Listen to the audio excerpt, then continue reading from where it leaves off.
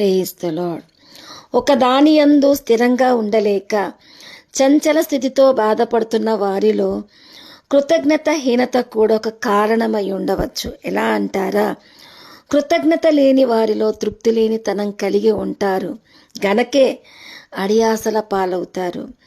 అలా అడియాసల పాలైనప్పుడే వారు మరి చంచలులై ఇది కొన్ని రోజులు అది కొన్ని రోజులు ఇట్లా ప్రయత్నాల మీద ఆశ పెట్టుకుంటారు. కానీ తృప్తి లేని తనాన్ని బట్టి దేని యందు కృతజ్ఞత స్తుతులు చెల్లించలేని వారిగా ఉంటారు. మనకు కలిగి ఉన్న ఆస్తులను బట్టేనా, మనకు పొందుకున్న ఈ జీవితం బట్టేనా దేవునికి ఇట్లా ఎవరికి ఏ ఒక్క విలువను వారు ఎత్తిపట్టలేక తమ ప్రయత్నాలను నమ్ముకొని స్థితిహీనతలో వారు అస్థిరత్వంతో వేధించబడడం మనం చూస్తూనే ఉంటాం. కాబట్టి దేవుడు అంటాడు యెషయా 38:18 పాతాళంలో నీకు స్తుతి కలగదు, మృతి నీకు కృతజ్ఞతాస్తుతులు చెల్లించదు, సమాధిలో దిగువారు నీ సత్యాన్ని ఆశ్రయించరు.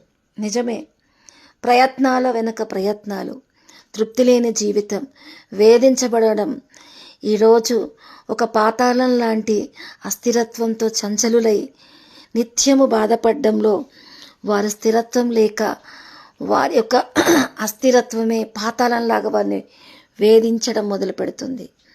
స్థిరంగా ఉండాలంటే ఈ స్థితిని ఇప్పుడున్న సమస్తాన్ని బట్టి ముందు కృతజ్ఞత అనే ఒక భావంలో ఎక్స్పెక్టేషన్ తగ్గించుకొని ఆ కృతజ్ఞత భావాన్ని చెల్లించడానికి మనమున్న స్థితిని బట్టి ముందు తృప్తి చెందుతూ మనకు కలిగి ఉన్న వాటిని బట్టి దేవునికి స్తోత్రం చెల్లించే వారంగా ఉండాలి.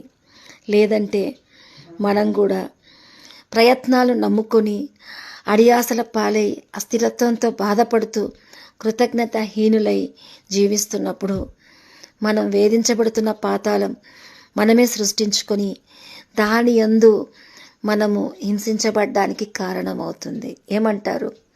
నిజమే, తృప్తి అన్నది దేవుడు కల్పిస్తున్న ఒక స్వర్గం లాంటిది. ఆ స్వర్గంని లేక బాధపడుతున్న వాళ్ళు మరి ఎంతమందో ఇప్పుడు అసంతృప్తితో జీవిస్తున్న వేదన పాతాళం లాంటి వేదన లాంటిదై ఉంటుంది. ఒక్కసారి గమనించండి. దేవుడు మిమ్మల్ని దీవించును గాక.